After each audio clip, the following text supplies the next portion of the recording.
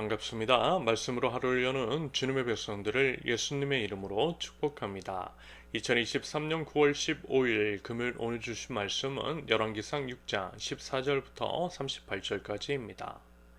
솔로몬이 성전 건축하기를 마치고 백향목 널판으로 성전의 암벽, 곧 성전 마루에서 천장까지의 벽에 입히고 또 잣나무 널판으로 성전 마루를 놓고 또 성전 뒤쪽에서부터 20규빗 되는 곳에 마루에서 천장까지 백향목 널판으로 가로막아 성전의 내소 곧 지성소를 만들었으며 내소 앞에 있는 외소 곧 성소의 길이가 40규빗이며 성전 안에 입힌 백향목에는 박과 핀 꽃을 아로새겼고 모두 백향목이라 돌이 보이지 아니하며 여호와의 언약궤를 두기 위하여 성전 안에 내소를 마련하였는데 그 내소의 안은 길이가 20규빗이요 너비가 20규빗이요 높이가 20규빗이라 정금으로 입혔고 백향목 제단에도 입혔더라.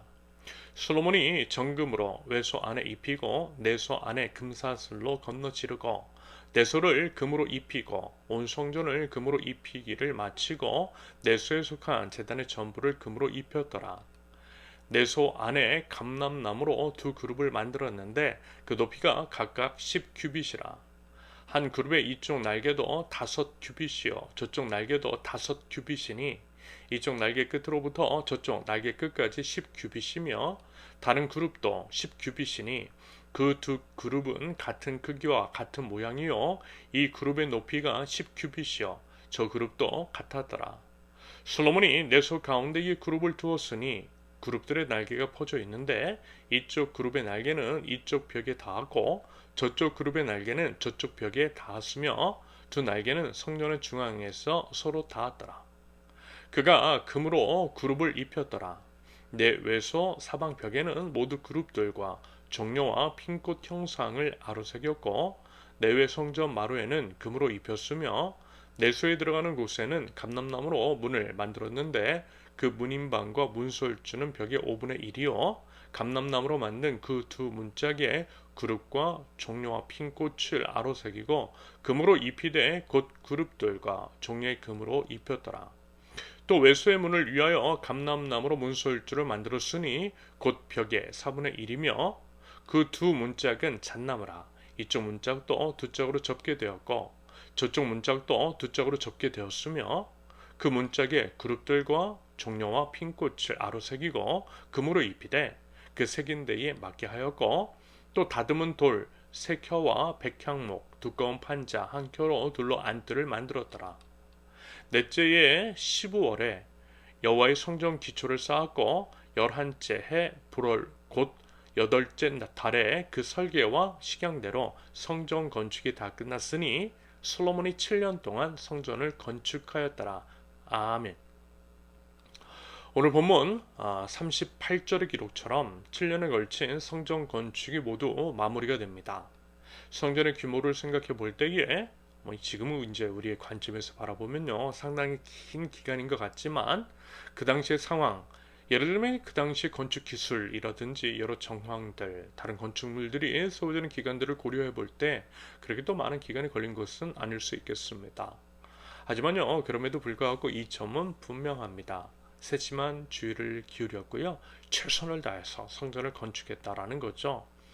예를 들어 어제 말씀에서도 살펴보았듯이 가장 좋은 재료를 다른 나라에서 공수를 해오고 일꾼들도 그러했으며 이 과정 가운데 어떤 잡음이 일어나지 않도록 만반의 준비 및 시행을 했다라고 하는 것을 우리는 확인하였습니다. 무슨 얘기죠?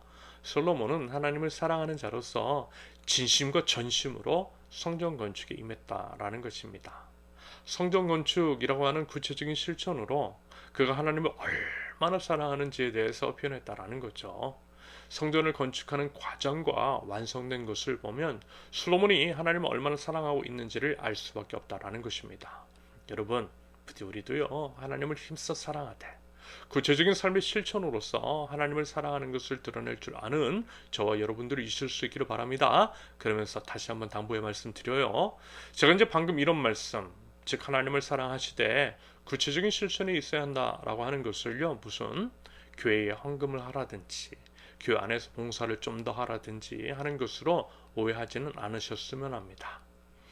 우리 이제 세우는 교회는 소유한 건물이 없어 매주 빌려 쓰고 있으니 성전 건축을 위해서 힘쓰자라고 하는 것으로도 여러분 여기지 않으셨으면 좋겠어요. 오히려요, 마음입니다. 마음의 중심입니다. 마음의 중심으로 하나님을 깊이 사랑하자라는 거예요. 그리고 하나님을 사랑하면 어때요? 하나님의 마음이 나의 마음이 되겠죠. 하나님을 사랑하면 나의 마음과 하나님의 마음이 일치가 돼요. 그래서 하나님의 마음이 있는 곳에 내가 나가게 되는 것입니다. 보이지 않으시는 하나님 대신 하나님의 팔과 다리가 되어서 하나님께서 하실 만한 일들을 눈으로 보고 손으로 만질 수 있는 내가 하는 거예요. 내가 그것들을 함으로써 우리 이웃들이 보이지 않으시는 하나님을 보이는 나를 통해 볼 수 있도록 하는 것입니다.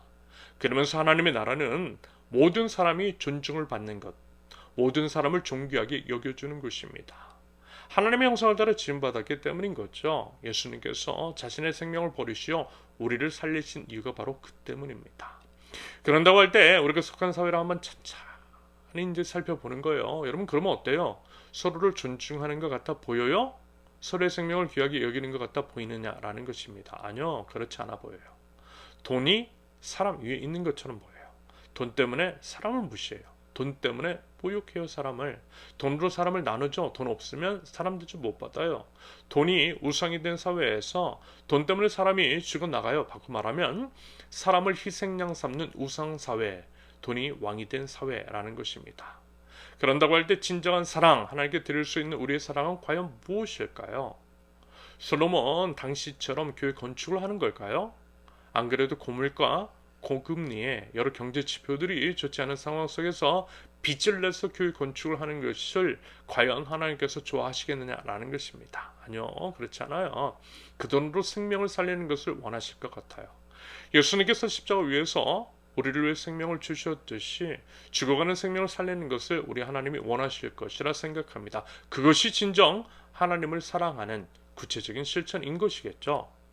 아울러 예수님께서 오신 후 진짜 성전을 우리라고 그랬잖아요. 교회 건물이 아니라 우리의 몸. 성령님이 내주하시는 우리가 다름 아닌 성전이라고 그러셨잖아요. 그러므로 진짜 성전인 우리 서로를 위해서 세우고 지키고 살리는 것이 하나님의 뜻이겠죠. 여러분 솔로몬이 성전 건축을 한 것을 보고 우리 교회도 그럴싸한 예배당을 건축해야겠다라고 마음을 먹는 것이 아니라 솔로몬의 하나님을 향한 사랑, 그 열정을 보실 수 있기를 바라요. 하나님께서 진정 원하시는 것이 무엇인 줄 알아 그것들을 행함으로써 우리의 사랑을 하나님께 돌려드릴 수 있기를 바랍니다. 이것이 제대로 성경 본문을 해석하는 것이요 하나님 나라 백성이 바른 자세인 줄로 믿습니다. 한편 어제 본문은 성전의 뼈대, 외적인 건축물에 대한 것이었다면 오늘 본문은요 성전의 인테리어 및 익스테리어, 즉 장식 같은 것들이 주로 소개되어 있습니다. 어떤 재료와 어떤 규격으로 만들었는지 등등에 대한 것이 나오고 있죠. 그러면서 이제 우리가 주목하고 또 기억해야 할 것은 성전을 건축함에 있어 솔로몬이 임의대로 사람 마음대로 하지 않았다라는 것입니다. 그것은 분명 하나님께서 가르쳐 주신 것에 따른 것이었고요. 비록 과거 성막에 비해 성전의 규모가 커지긴 했지만 하나님을 예배하는 그곳에 있어야 할 것들은 다 갖춰 있을 뿐더러 각 비율에 따라서 세심하게 고려해서 만들었다라는 것입니다. 예를 들어 성막에 비해 성전의 규모가 2배라고 한다면 그 안에 들어가는 것도 2배 크기로 해서 만들었다라는 것입니다. 그러면요 여러분 이 안에 담겨있는 의미 당연히 이런 것이겠죠. 하나님을 향한, 하나님의 전을 향한, 하나님을 향한 모든 것들의 근본 정신, 그 본질적인 마음은 동일해야 한다라는 것이겠습니다. 여러분 교회의 규모가 커져도요 우리 형편이 나아져도요 작을 때도 클 때도 형편이 나쁠 때도 좋을 때도 하나님께 사람 앞에 동일한 마음과 한결같은 태도를 지내야 한다라고 하는 것, 하나님께서 어제와 오늘이 동일하신 것처럼 말입니다. 그래서 여러분 우리 부디 꼭 그러할 수 있기를 바랍니다. 예레미야 애가 3장 22절과 23절 여호와의 인자와 긍휼이 무궁하심으로 우리가 진멸되지 아니함이니이다. 이것이 아침마다 새로우니 주의 성실하심이 그리스도소이다. 성실하신 우리 주님 날마다 새로움으로 한결같음으로 우리와 여전히 함께 하시고 앞으로도 계속 함께 하시고 지켜주시는 우리 주님처럼 우리도요, 하나님과 사람 앞에 하나님의 말씀을 따라 성실한 저 여러분들이 되실 수 있기를 예수님의 이름으로 축원합니다. 함께 기도합니다. 성실한 사랑, 한결같은 마음으로 우리를 돌보아 주시고 지켜주시고 세워주시며 생명을 베풀어 주시는 인자하신 주님, 주님의 그 성실하심을 닮아 성실한 마음과 태도로 하나님을 사랑하고 이웃들을 사랑하는 저희 되게 하옵소서. 하나님을 사랑하는 것이 이웃을 사랑하는 것임을 기억합니다. 이웃의 신음이 가득한 이 땅을 바라보며 아픔과 고통과 슬픔의 원인이 무엇인 지를 숙고하고 우리 예수님께서 생명을 주셔서 저희를 살려주셨듯이 저희도 생명과 같은 것들을 드려 생명을 살리는 저희들, 그런 구체적인 실천을 통하여서 저희 하나님을 향한 사랑을 돌려드릴 줄 아는 믿음의 백성 저희 되게 하옵소서. 예수님의 이름으로 기도합니다. 아멘. 하나님께서 오늘 주신 말씀과 각자의 기도 제목을 놓고 우리 잠시 기도합니다.